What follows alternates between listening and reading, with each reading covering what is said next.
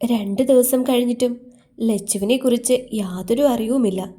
Message അയച്ചിട്ട് reply ഇല്ല. Call വിളിച്ചിട്ടാണെങ്കിൽ എടുക്കുന്നുമില്ല. Achu ആലോചനയോടെ അനുവിൻ്റെ നമ്പറിലേക്ക് കോൾ ചെയ്തു. ഹലോ. ഉറക്കപ്പിച്ചിലുള്ള അനുവിൻ്റെ ശബ്ദം കേട്ടതും അച്ചുവിന് ചിരി വന്നു. ഞാനാ അച്ചു. ആടി മനസ്സിലായി.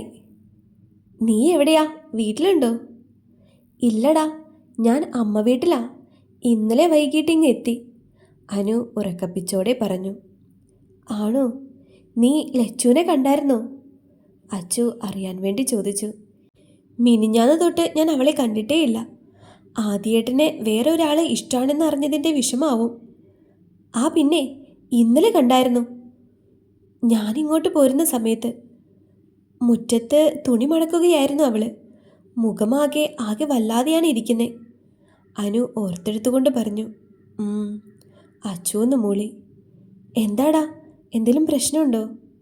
അനു സംശയത്തോടെ ചോദിച്ചു. അറിയില്ലടാ, അവളെ വിളിച്ചിട്ടോ മെസ്സേജ് അയച്ചിട്ടോ എടുക്കുന്നില്ല. അച്ചു പറഞ്ഞു. നീയൊന്ന് അവളെ പോയി കണ്ടു നോക്ക്. ശരിയടി, ഞാൻ വിളിക്കാം. അച്ചു പറഞ്ഞുകൊണ്ട് ഫോൺ കട്ട് ചെയ്തു.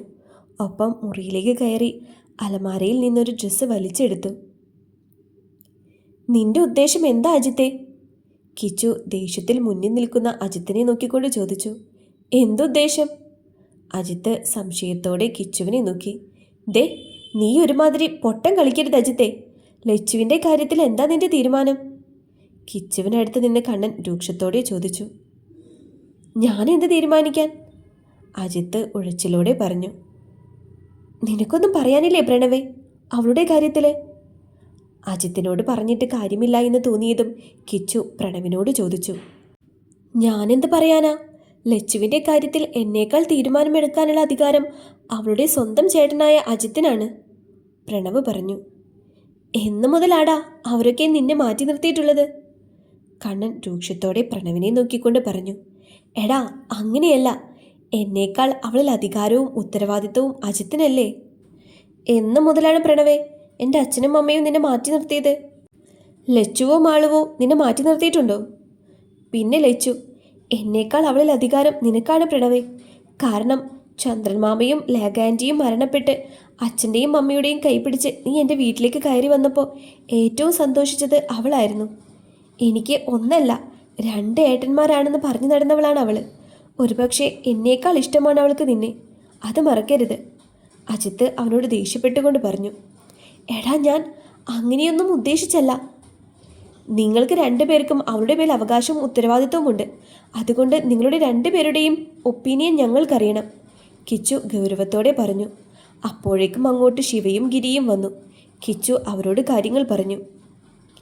ഇനി നിങ്ങളുടെ ഒപ്പീനിയൻ പറ, ശിവ അജിത്തിനെയും പ്രണവിനെയും നോക്കിക്കൊണ്ട് പറഞ്ഞു. എനിക്ക് എതിർപ്പൊന്നുമില്ല, പക്ഷേ ലച്ചുവിൻ്റെ ലൈഫ് അത് എനിക്ക് പ്രധാനമാണ്, പ്രണവ് പറഞ്ഞു. നിനക്കോ? കണ്ണൻ അജിത്തിനെ നോക്കി. എനിക്കും അത് തന്നെയാണ് പ്രധാനം.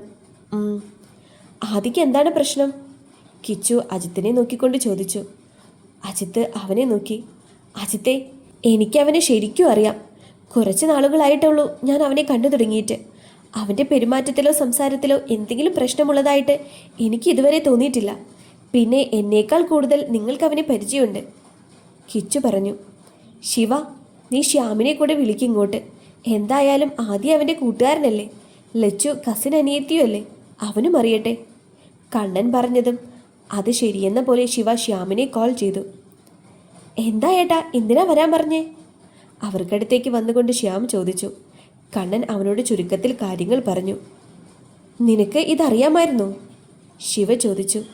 ഇല്ല, എന്തായാലും ആദിക്ക് അങ്ങനെയൊരു ഇഷ്ടമില്ല, അത് ഉറപ്പാ, ശ്യാം ഉറപ്പോടെ പറഞ്ഞു. ഇനി അജിത്ത് പറയ്. ശ്യാമേ, ആദിക്ക് മുൻപൊരു പെണ്ണിനെ ഇഷ്ടമായിരുന്നില്ലേ? അജിത്ത് ചോദിച്ചു. ആ, മറ്റേ റേഷൻ കടയുടെ അവിടെയുള്ള വളവിലാണ് ആ പെണ്ണിൻ്റെ വീട്. അവർ പിരിയാനുള്ള കാരണം എന്താ? അത് കൃത്യമായി എനിക്കറിയില്ല. പക്ഷേ അവളുമായി മുന്നോട്ട് പോകാൻ പറ്റില്ല എന്നാണ് ആദ്യം ഞങ്ങളോട് പറഞ്ഞത്. ഇനി പറയ്, എന്ത് വിശ്വസിച്ചാണ് ലച്ചുവിനോട് അവനെ സ്നേഹിച്ചോളാൻ പറയേണ്ടത്? അവന് പറ്റിയില്ലെങ്കിൽ കുറച്ചു നാൾ കഴിയുമ്പോൾ അവളെ തള്ളിക്കളയില്ലെന്ന് എന്താണ് ഉറപ്പ്? അജിത്ത് മറ്റുള്ളവരെ നോക്കിക്കൊണ്ട് ചോദിച്ചു. എന്തുകൊണ്ടും അജിത്തിൻ്റെ തീരുമാനം നല്ലതാണെന്ന് എല്ലാവർക്കും തോന്നി. എന്താടാ, എന്തിനാ കരയണേ? ലച്ചുവിൻ്റെ മുഖം പിടിച്ചുയർത്തിക്കൊണ്ട് അച്ചു ചോദിച്ചു. കരച്ചിലോടെ ലച്ചു എല്ലാം പറഞ്ഞു. നീ വിഷമിക്കാതെ ലച്ചു, ഏട്ടന്മാർ ആദ്യേട്ടനെ മറന്നോളാൻ പറഞ്ഞടി. ലച്ചു കരഞ്ഞുകൊണ്ട് പറഞ്ഞു. അത് കാര്യാക്കണ്ട, അത് പെങ്ങന്മാരുള്ള ഏതാങ്ങളമാരും ഇതൊക്കെ അറിയുമ്പോൾ ഇങ്ങനെ റിയാക്ട് ചെയ്യൂ. അച്ചു അവളെ സമാധാനിപ്പിക്കാൻ എന്നവണ്ണം പറഞ്ഞു. കരയില്ലേ പെണ്ണെ, ആദ്യം ആദ്യേട്ടൻ്റെ മനസ്സറിയണം, എന്നിട്ട് മതി ഇനി എന്തും, അച്ചു പറഞ്ഞു. ഒരുവിധം അച്ചു ലച്ചുവിനെ ഓക്കെയാക്കി. അപ്പോഴേക്കും അങ്ങോട്ട് അജിത്തും പ്രണവും ശിവയും ശ്യാമും കണ്ണനും കിച്ചുവും ഗിരിയും വന്നു. ലച്ചു അവർക്ക് മുന്നിൽ ചിരിച്ചിരിക്കുന്നത് കണ്ടതും അവർക്ക് സമാധാനമായി. അത് അച്ചു കാരണമാണെന്ന് അവർക്ക് മനസ്സിലായി. വെക്കേഷനൊക്കെ അല്ലേ, നമുക്കൊരു ട്രിപ്പ് പോയാലോ? ശ്യാം അവരെ എല്ലാവരെയും നോക്കിക്കൊണ്ട് പറഞ്ഞു. പോവാം. ആദ്യം തന്നെ അച്ചു അതിൽ ചാടിക്കേറി പറഞ്ഞു. എങ്ങോട്ട് പോകും? പിന്നെ അതായിരുന്നു അവരുടെ ചർച്ചാ വിഷയം. മൂന്നാറ്. ഷേ, കുന്നും മലയും കാണാനോ? അത് വേണ്ട, ലച്ചു പറഞ്ഞു. ഊട്ടിക്ക് പോകാം, കിച്ചു ഒരു അഭിപ്രായം പറഞ്ഞു. എല്ലാവരും കൂടി തീരുമാനിച്ചു ഊട്ടിയിലേക്ക് പോകാൻ.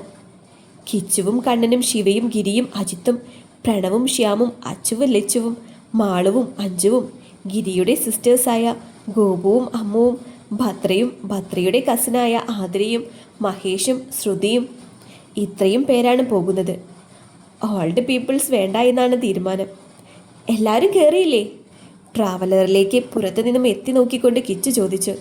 ആ കിച്ചേട്ടാ, ലച്ചു ബാക്ക് സീറ്റിൽ നിന്ന് ഉറക്കെ പറഞ്ഞു. ചേട്ടാ, പാട്ട്. വണ്ടി മുന്നോട്ടെടുത്തതും ലച്ചു ബാക്കിൽ നിന്നും വിളിച്ചു കൂവിക്കൊണ്ട് പറഞ്ഞു. ഡാൻസ് വൈബ് സോങ് പ്ലേ ആയതും ആൺപടകളെല്ലാം തുള്ളാൻ തുടങ്ങി. അവർക്കിടയിലേക്ക് ലച്ചുവും കിടന്നു. അച്ചു ബാക്ക് സീറ്റിലെ സൈഡ് സീറ്റിലിരുന്നു കൊണ്ട് ട്രാവലർ ചുറ്റുമായി നോക്കി. ഭദ്രയും മാതിരയും ഒരുമിച്ചിരുന്ന് എന്തോ പറയുകയാണ്. ശ്രുതി ഒറ്റയ്ക്കൊരു സീറ്റിൽ ഫോൺ നോക്കിയിരിക്കുന്നു. അഞ്ജുവും മാളുവും എന്തോ വലിയ സംസാരത്തിലാണ്. ബാക്കിയുള്ളവരെല്ലാം തുള്ളാൻ ഇറങ്ങിയിട്ടുണ്ട്. കിച്ചു ഇട്ടിരിക്കുന്ന ഷർട്ടിൻ്റെ ആദ്യത്തെ 2 ബട്ടണൊക്കെ അഴിച്ചാണ് ഇട്ടിരിക്കുന്നത്. ലച്ചു ശ്യാമിനൊപ്പം ഭയങ്കര തുള്ളലിലാണ്. ബാക്കിയുള്ളവരും അങ്ങനെ തന്നെ. അച്ചു ചിരിയോടെ പുറത്തേക്ക് നോക്കിയിരുന്നു. കളിക്കുന്നില്ലേ നീയെ? ആരോ വന്ന് അടുത്ത് ചോദിച്ചതും അച്ചു തിരിഞ്ഞു നോക്കി. അടുത്തിരിക്കുന്ന കിച്ചുവിനെ കണ്ടതും നെഞ്ചൊന്നിടിച്ചു. എന്താടി ഇങ്ങനെ നോക്കുന്നേ? അച്ചു നോക്കുന്നത് കണ്ട് കിച്ചു ചോദിച്ചു. അച്ചു കാണും, അച്ചു പതിയെ പറഞ്ഞു. എന്ത്? കിച്ചു ഒരു കുസൃതി ചിരിയോടെ ചോദിച്ചു. അത് നമ്മൾ ഒരുമിച്ചിരിക്കുന്നത് കണ്ടാലിപ്പോൾ എന്തുവാ? കിച്ചു കൂളായി പറഞ്ഞുകൊണ്ട് സീറ്റിൽ ചാരിയിരുന്നു. നീ എന്ത് ഡാൻസ് കളിക്കാൻ പോവാത്തേ? കിച്ചു ചോദിച്ചു. ഞാനങ്ങനെ ഡാൻസ് ഒന്നും കളിക്കാറില്ല, അച്ചു പറഞ്ഞതും കിച്ചു പതിഞ്ഞു ചിരിച്ചു. കുറച്ചു ദൂരം കഴിഞ്ഞതും എല്ലാവരും ഭക്ഷണം കഴിക്കാൻ ഒരു ഹോട്ടലിൽ കയറി. എല്ലാവർക്കും അവർക്കിഷ്ടമുള്ള ഭക്ഷണം തന്നെ ഓർഡർ ചെയ്തു. ഭക്ഷണം കഴിച്ച് വീണ്ടും യാത്ര ആരംഭിച്ചു. ബാക്ക് സീറ്റിൽ ഇരിക്കാൻ പോയ അച്ചുവിനെ കിച്ചു നൈസായിട്ട് അവനൊപ്പം ഇരുത്തിച്ചു. അവനോടൊപ്പമുള്ള നിമിഷങ്ങൾ ആസ്വദിച്ചുകൊണ്ട് അച്ചു പുറത്തെ കാഴ്ചകൾ കണ്ട് ഒപ്പം അവൻ്റെ നെഞ്ചിലേക്ക് ചായുകയും ചെയ്തു. അച്ചൂട്ടി, ഐ ലവ് യു. പുറത്തെ കാഴ്ചകൾ കണ്ടുകൊണ്ടിരിക്കുന്ന അച്ചുവിൻ്റെ കാതിൽ കിച്ചു പതിയെ പറഞ്ഞു. അച്ചു പതിയെ തലചെരിച്ച് കിച്ചുവിനെ നോക്കി. അവൻ്റെ ചുണ്ടിൽ ഒരു കുസൃതി ചിരിയാണ്. വിടടാ പട്ടി. പെട്ടെന്ന് മുന്നിൽ നിന്ന് അങ്ങനെയൊരു ശബ്ദം കേട്ടതും അച്ചുവും കിച്ചുവും ഒരുപോലെ അങ്ങോട്ട് നോക്കി. കണ്ണനും ഭദ്രയും എന്തോ പറഞ്ഞ് തല്ലുകൂടുകയാണ്. കണ്ണൻ അവളുടെ മുടി പിടിച്ച് വലിക്കുന്നുണ്ട്. ആ സമയം ഭദ്ര കണ്ണനെ വിളിച്ചതാണ്. എല്ലാവരും അത് കണ്ട് അവരെ നോക്കി ചിരിക്കാൻ തുടങ്ങി. ചുരം കയറുന്നതിന് മുൻപ് തന്നെ അച്ചു ഉറങ്ങിപ്പോയിരുന്നു. ഊട്ടിയിലെ തന്നെ ഒരു റിസോർട്ടിൽ അവർ റൂം ബുക്ക് ചെയ്തിരുന്നു. അവിടം ചെന്നൊന്ന് ഫ്രഷായി അവിടം മുഴുവനും ചുറ്റിക്കാണാൻ തുടങ്ങി. എല്ലാവരും പല പല വഴിക്ക് തിരിഞ്ഞു. ഭദ്രയും കണ്ണനും കിച്ചുവും അച്ചുവിനെയും എല്ലാവരും ഒറ്റയ്ക്ക് വിട്ടു. രാത്രിയായതും റിസോർട്ടിൽ ഒരു ക്യാമ്പ് ഫയർ അറേഞ്ച് ചെയ്തു. അതിനു ചുറ്റും ഇരിക്കുകയാണ് എല്ലാവരും. നമുക്ക് ട്രൂത്ത് ഓർ ഡയർ കളിച്ചാലോ? ശ്യാം ഉത്സാഹത്തോടെ ചോദിച്ചു. എല്ലാവരും അതിന് സമ്മതിച്ചുകൊണ്ട് വട്ടമിട്ടിരുന്നു. എന്നാ കുപ്പി. ഗിരിയുടെ മൂത്ത പെങ്ങൾ ഗോപു ശ്യാമിന് കൊടുത്തു. എന്നാൽ ശ്യാം അത് വാങ്ങുന്നതിന് മുൻപ് തന്നെ ലച്ചു ആ കുപ്പി തട്ടിപ്പറിച്ചു. ഞാൻ കറക്കാം ആദ്യം, ലച്ചു പറഞ്ഞുകൊണ്ട് കുപ്പി കറക്കി അത് നേരെ ചെന്ന് നിന്നത് കണ്ണൻ്റെ മുന്നിലാണ്. Truth or Dyer?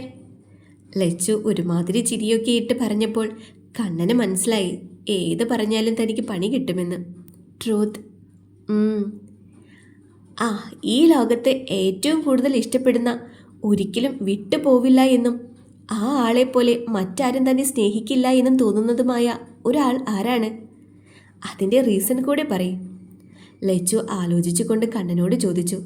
ലച്ചുവും മച്ചുവും കണ്ണനെയും ഭദ്രയെയും സൂക്ഷിച്ചു നോക്കിക്കൊണ്ടിരിക്കുകയാണ്. ഈ ലോകത്ത് എന്നെ ഏറ്റവും കൂടുതൽ സ്നേഹിക്കുന്നതും ഇഷ്ടപ്പെടുന്നതും ഒരിക്കലും എന്നെ വിട്ടുപിരിഞ്ഞു പോകില്ല എന്ന് എനിക്ക് 100% ഉറപ്പുള്ളതുമായ ഒരേ ഒരാൾ എൻ്റെ അമ്മയാണ്. കണ്ണൻ പറഞ്ഞതും എല്ലാവരും ചിരിച്ചു. അച്ചുവും ലച്ചുവും ഭദ്രയുടെ മുഖത്തേക്ക് നോക്കി. വിചാരിച്ച പോലെ ഭാവമൊന്നും ഭദ്രയിലില്ലെന്ന് കണ്ടതും ലച്ചു കുപ്പി കണ്ണന് കൊടുത്തു. കണ്ണൻ കുപ്പി കറക്കിയതും അത് നേരെ ചെന്ന് നിന്നത് ഭദ്രയുടെ ചേട്ടൻ മഹേഷിൻ്റെ മുന്നിൽ. Truth or Dyer? ട്രൂത്ത്. അളിയനും ശ്രുതിയുമായുള്ള വിവാഹത്തിന് അളിയൻ്റെ വീട്ടുകാർ സമ്മതിച്ചില്ലെങ്കിൽ അളിയൻ എന്തു ചെയ്യും അളിയ? കണ്ണൻ ചോദിച്ചു. ആദ്യം കാര്യത്തിൽ പറഞ്ഞു നോക്കും, എന്നിട്ടും സമ്മതിച്ചില്ലെങ്കിൽ അന്തസ്സായിട്ട്. മഹേഷ് ഒന്ന് നിർത്തിക്കൊണ്ട് എല്ലാവരെയും നോക്കി. എല്ലാവരും മഹേഷിനെ തന്നെ നോക്കിക്കൊണ്ടിരിക്കുകയാണ്. അച്ഛൻ്റെ അമ്മയുടെയും കാല് പിടിച്ചായാലും സമ്മതിപ്പിക്കും ഞാൻ. മഹേഷ് പറഞ്ഞതും എല്ലാവരും അവനെ വല്ലാതെ അങ്ങ് നോക്കിപ്പോയി. മഹേഷ് എല്ലാവരെയും ഒന്ന് നോക്കി ചിരിച്ചുകൊണ്ട് കുപ്പി കറക്കി. അത് നേരെ ചെന്ന് നിന്നത് സ്വന്തം അനിയത്തിയായ ഭദ്രയുടെ മുന്നിൽ. Truth or Dyer? ട്രൂത്ത് പറഞ്ഞാൽ സ്വന്തം അനിയത്തിയാണെന്ന് പോലും നോക്കാതെ പലതും പറയിപ്പിക്കുമെന്ന് അറിയാവുന്നത് കൊണ്ട് തന്നെ ഭദ്ര ഡയർ പറഞ്ഞു. ഈ വട്ടത്തിന് ചുറ്റും ഒരു തവണ തവളച്ചാട്ടം ചാട്. മഹേഷ് പറഞ്ഞു. എല്ലാവരും ഭദ്ര എന്താണ് പറയാൻ പോകുക എന്നറിയാൻ അവളെ നോക്കി. ഭദ്ര എഴുന്നേറ്റ് കൂളായി അവനിരിക്കുന്ന വട്ടത്തിന് ചുറ്റും ഒരു പ്രാവശ്യം തവളച്ചാട്ടം ചാടി ഇരുന്നിടത്ത് തന്നെ വന്നിരുന്നു. എല്ലാവരും അവളെ അന്യഗ്രഹ ജീവിയെപ്പോലെ നോക്കി. ഇത്രയും തൊലിക്കെട്ടി സമ്മതിക്കണം. കണ്ണൻ മനസ്സിൽ ഇതൊക്കെ എന്തിൻ്റെ കുഞ്ഞാണോ എന്ന് ഓർക്കാനും മറന്നില്ല. ഭദ്ര കുപ്പി കറക്കിയതും നേരെ വന്ന് നിന്നത് കിച്ചുവിൻ്റെ മുന്നിൽ. ട്രൂത്ത് പറഞ്ഞാലും ഡയർ പറഞ്ഞാലും തനിക്ക് പണിയാണെന്ന് അറിയാവുന്നത് കൊണ്ട് തന്നെ കിച്ചു ട്രൂത്ത് പറഞ്ഞു. ഭദ്ര ഒരുമാതിരി ചിരിയൊക്കെ ചിരിച്ചുകൊണ്ട് അച്ചുവിനെയും കിച്ചുവിനെയും നോക്കി. ഇന്നെൻ്റെ അനിയൻ്റെ കാര്യം പോക്കാണ്. കണ്ണൻ അടുത്തിരുന്ന അജിത്തിൻ്റെ ചെവിയിൽ പതിയെ പറഞ്ഞു. നമ്മുടെ കോളേജിൽ ഓണം സെലിബ്രേഷൻ്റെ അന്ന് ഒരു സുന്ദരി ജൂനിയർ പെൺകൊച്ച് നിന്നെ വന്ന് പ്രപ്പോസ് ചെയ്തില്ലേ? ആ സിറ്റുവേഷൻ ഒന്ന് വിവരിച്ച് പറയും. ഭദ്ര പറഞ്ഞതും പ്രണവ് ഇരുന്നിടത്ത് നിന്നും കുലുങ്ങി ചിരിച്ച്.